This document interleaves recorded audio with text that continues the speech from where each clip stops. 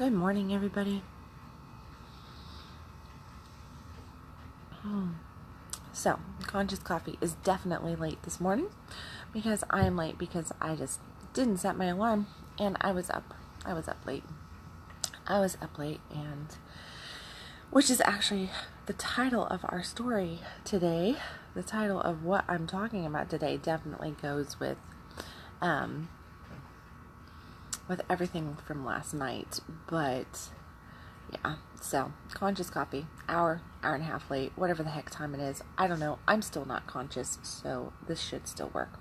Because the whole concept behind Conscious Coffee is that I'm not conscious enough to have my ego involved too much so that God can just flow through, and instead of me trying to intervene with what I think should be said, I just allow it to flow through. And I never really know what my topic is until my coffee's getting made. So here we go. Hey, good morning, Addison. Good morning, Steve. Funny seeing both of you on here. Haha. No, just kidding. So the topic is really, as I was standing in the kitchen waiting on coffee and actually putting dishes in the dishwasher this morning, I had it kind of come through this whole thing of shame and trust. And how the heck does shame and trust go together? And what am I going to say about it? I have no freaking clue. So bear with me here. But we're going to start with the whole shame thing. And the whole shame concept, I look out there into this world, and a lot of the times I would say that 92 to 95% of the time that I am working with somebody as a client, that that shame would probably be one of the biggest topics, because it would be about 92 to 95% of the time the topic that is at the root of whatever the heck this person has come to me for, or a couple has come to me for. So it really doesn't matter what they come to me for and what they ask about. Shame is probably at the root. The second thing that would definitely be like way, way up there that we could say that typically goes along with shame is worthiness. But I've done a lot of talking on worthiness. We're not going to talk about worthiness right now. We're going to talk about the shame thing. So this whole shame game starts when we're little, and it starts when we start getting told, that we shouldn't do this or we should do that, and that we need to do this because we need to be good little girls and good little boys, and this is what good girls and good boys do, blah, blah, blah, blah. And it really just comes in every freaking area of our life, to a point that somewhere along the road, we start to realize that we can't just be us, because us, truthfully, the authentic us, just isn't good enough, doesn't do things right, doesn't look right, doesn't sound right, thoughts are weird, are too much, not enough, all these different things. We start shaming ourselves about just the way we show up, about just the way we are, and that really affects us completely. So we start to just shut. You know how I was talking about shifting shit the other day? Well, this is shut your shit down. So what we end up doing is we just shut our shit down, and we literally put ourselves into this container where we're not fully expressing ourselves, where we're not even comfortable to express ourselves in so many different ways. So we hold ourselves back from really truly revealing who we are. And typically what I see is that in these cases, which is the majority of the time, okay, because this is just like relationship stuff here, basic relationship that I see between children and parents, that I see between friends, that I see between siblings, that I see between lovers, that I see between more committed relationships of, like let's say a married couple, that dynamic. And definitely with people at work and stuff. But that's like the least of my topic here. I'm going for what we're going to just refer to as intimate relationship, which can be the relationship between you and your sexual partner, you and your romantic partner. That can be different. You and your children, you and your siblings, you and your closest friends. Okay, so by intimate, I'm going to just mean the people that you really love, that you really care about, that really know you. Okay, so if you say that these people really truly know you, then that's the intimate relationship we're talking about. So the shame that we have within those relationships is what we're really looking at. And what I see in there is that, let's just take the parent-child relationship, because that's where we're going with this, because this was last night. My whole thing around the shame topic was definitely so eye-opening and revealing to me. It was amazing. So what I see a lot, being a mom of 7, having children that are in their mid-20s now, going into their mid-20s, being around people that are now in their mid-20s for sure, and having them, because like my daughter, she's 22, but her boyfriend is 25, and having these people around in my life, I've dealt with so much shame from my children's friends throughout the years. And they come into the house and they just can. In my home, there's really, I mean, yeah, we're human. Yeah, everybody judges. Of course, there's a bunch of ego. Of course, there's this and that, and and it's different stuff going on. No perfection. But here you go. That's exactly what makes it pretty much a shame-free house, is that nobody's striving for perfection, because they know that they don't have to be perfect, because they're just accepted for who they are. And what I see with a lot of people, and I definitely have seen over the last few days, this thing of shame of just being who you fucking are. And it's so interesting to see, to watch, to witness, there's the word, to witness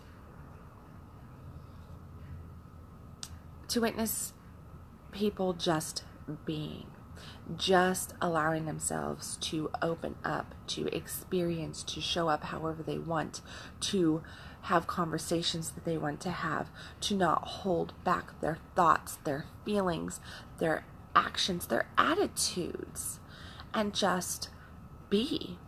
And then to quite literally see this drastic edge to that, where we walk into the real world, you could say, out there into the world, into their other relationships, their other lives with other people, and literally watch personality changes happen, and see how things just kind of translate into this completely different way of being, and watch them just kind of shrink. It's sad. It is. That is possibly the saddest thing to ever see. So shame shuts us down. Shame shrinks us. Shame makes it where we're not being who we are, and we question who we are. And I can tell you that when you have a virtually shame-free house, the way I have definitely raised my children to be, it is so eye-opening to just see everything else, and so beautiful to witness just authentic relating. So this topic, really, I'm going to just give you a little bit of the story so that you know why it's kind of like boom right here in the forefront of my mind. I think I'm going to write an article on this later too, so I might get a little bit more in depth. Who knows what will come out my fingers later on this, but I think it's a really good topic. But last night had friends over, had people over, had lover over, had, all this different stuff going on. And with it came, of course, my children. So I have my children here, age 3 to 21, in the house last night, because my daughter just moved back from Maui. So my 21-year-old daughter, she's here. 22-year-old daughter still in Hawaii.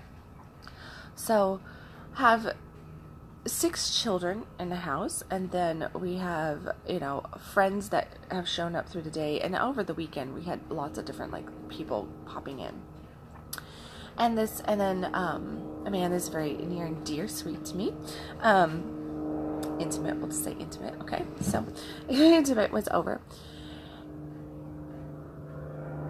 And it was very interesting to witness my whole house conspire, connect, speak out, share their opinions, and they were all working toward very openly. I mean, the topic of last night's evening was how to get mom laid.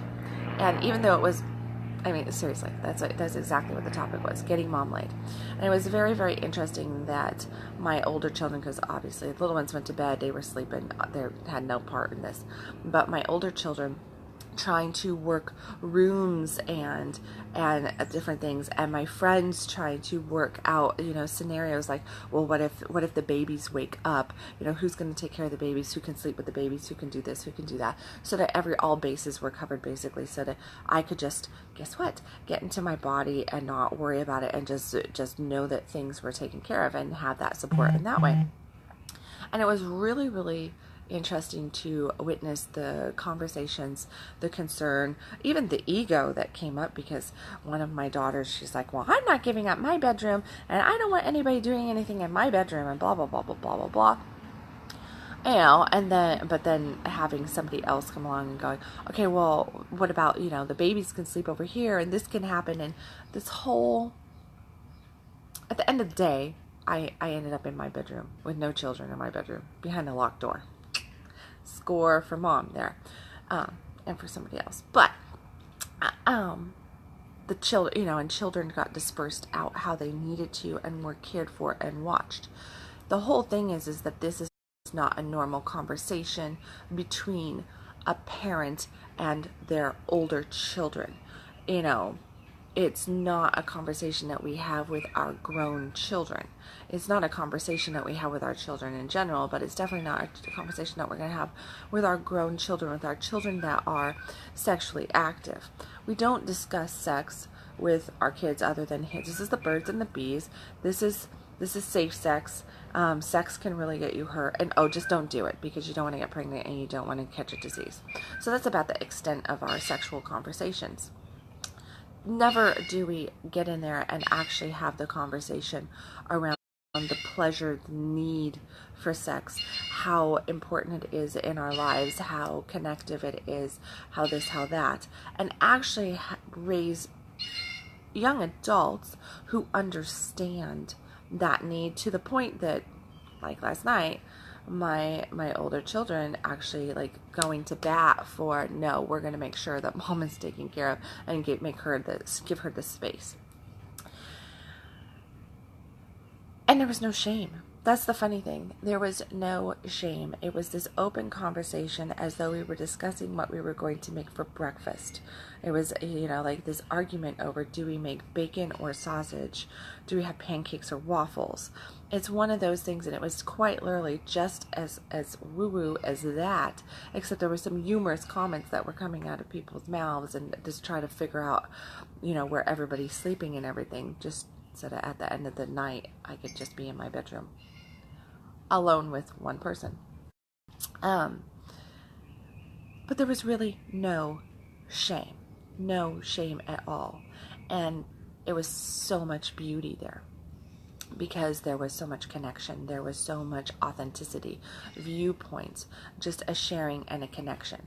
And from that, what I really truly got to see and witness was that there was just this trust, which is the other word in the title today, right? Trust.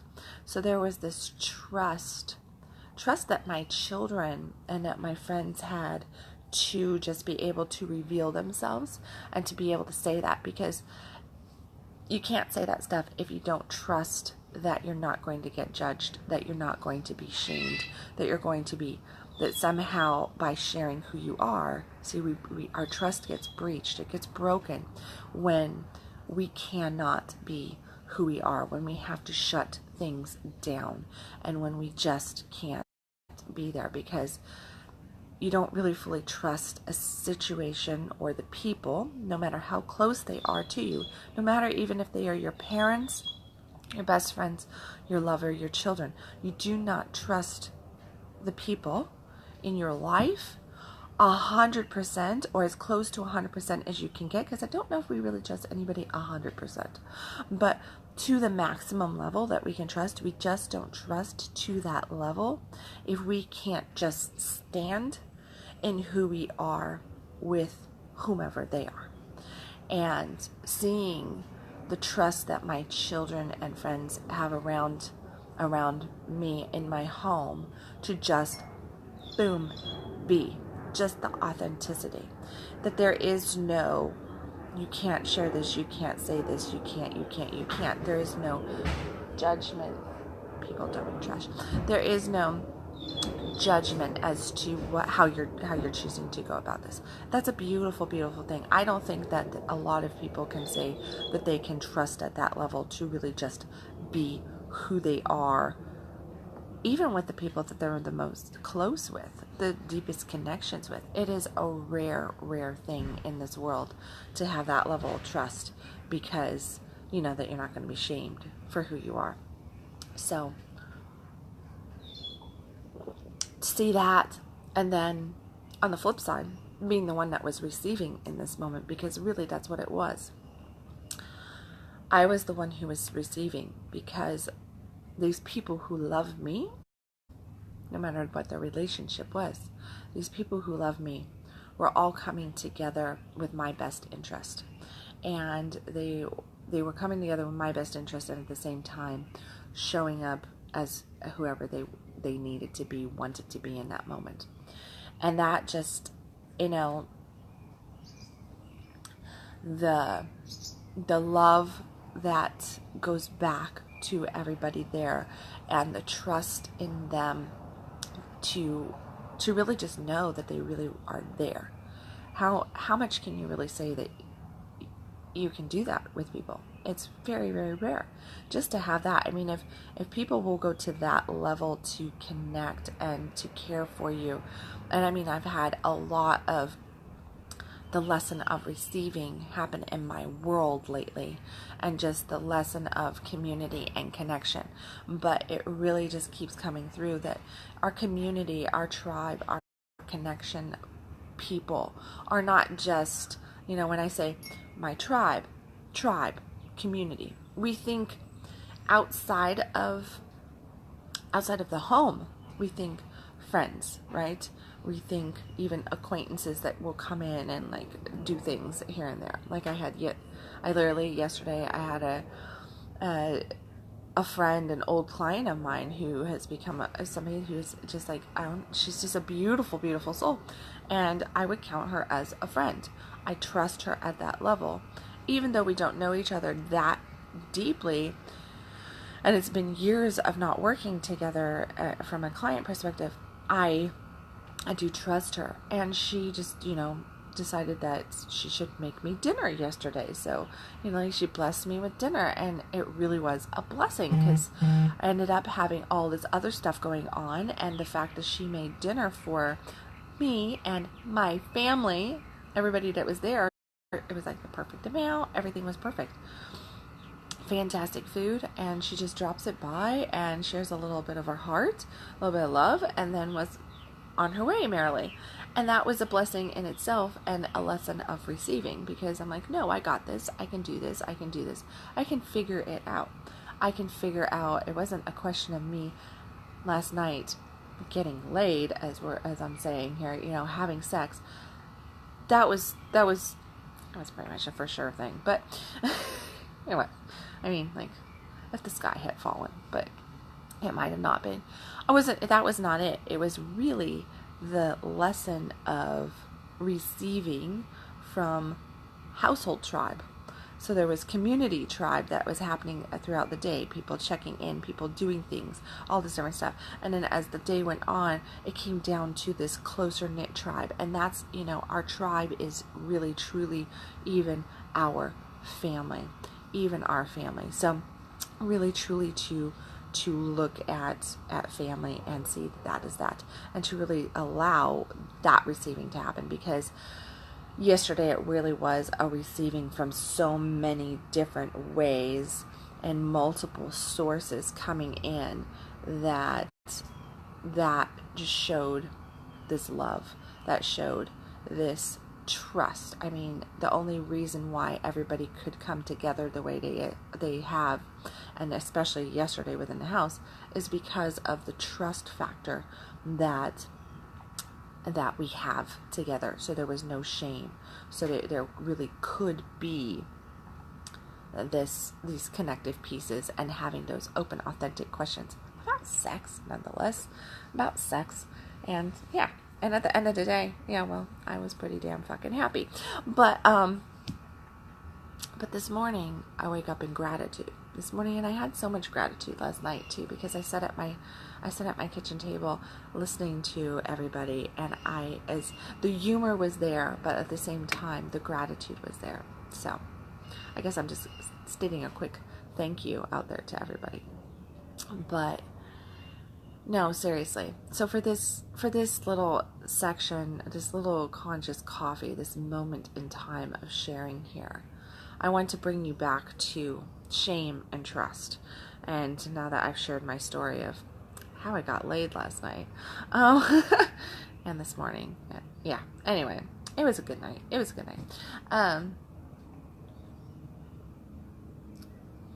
Just that it really, really, truly is so important, so important to be able to open at that level.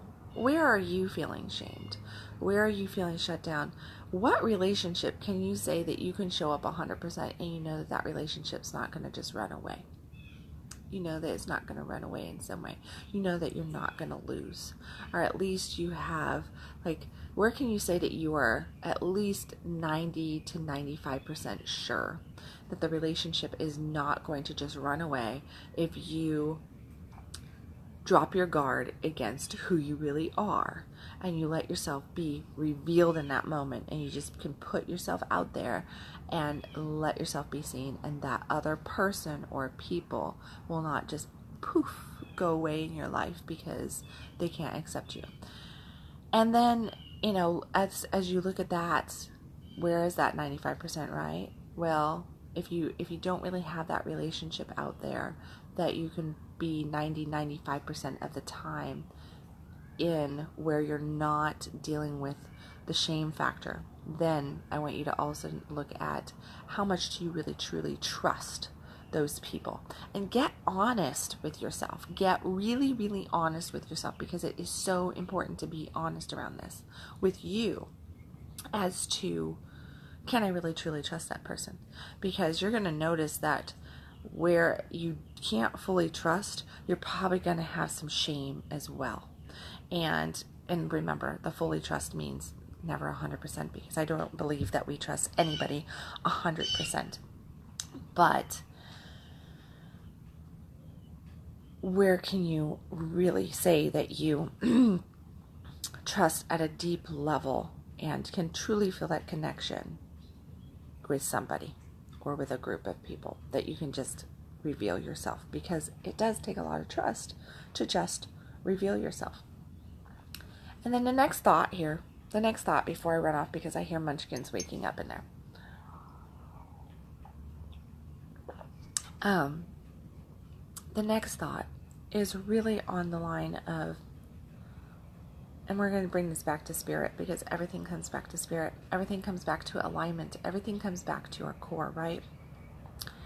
So the next thing to look at is, if you can't fully trust the people in your life, and I keep saying again, this thought process of, you can't probably trust anybody 100%. Why can't we trust anybody 100%? We can't trust anybody 100% because we don't trust ourselves 100%, because we fucked up in the past. So we know that we're not trustworthy even with ourselves, because there's too much back there that we've messed up. So we've messed up. So we've got this track record, right? We got that track record. So we don't fully trust. But to deepen your trust, to deepen your trust and to be able to go virtually shame-free, because we all have shame too. And we're not going to escape it all, but to process through it, to move through that, right? To really get through that to the best level. It comes back to our relationship with self, which also means what? Our relationship with the divine. Okay, so it comes back to this right here, this whole connection with God, with the Creator, with the universe, whatever word you want to use there. Our connection with God is where we break our shame issues. It's where we break through our trust barriers. Because when we say that we don't fully trust, when we can't really lean in and trust what's going on in our world, we can't trust that we're going to make the right decisions. What we're saying is that we're not in alignment. We're not 100% in alignment. Now, you may never get 100% in alignment, but you can get pretty damn freaking close to 100% in alignment. And you know this by how much faith, how much trust you have in God, in the universe. That shit is just going to happen for you. That it's just going to work out. You don't know how, but it just is. That it just is going to work out. And that's what you're going for, okay? That's what you're really wanting right there. So check in with how aligned you are to God, to self, and you can tell how aligned you are by how you are to everything else out in your world. How much do you trust in your life? How much do you truly believe that God has your back, okay?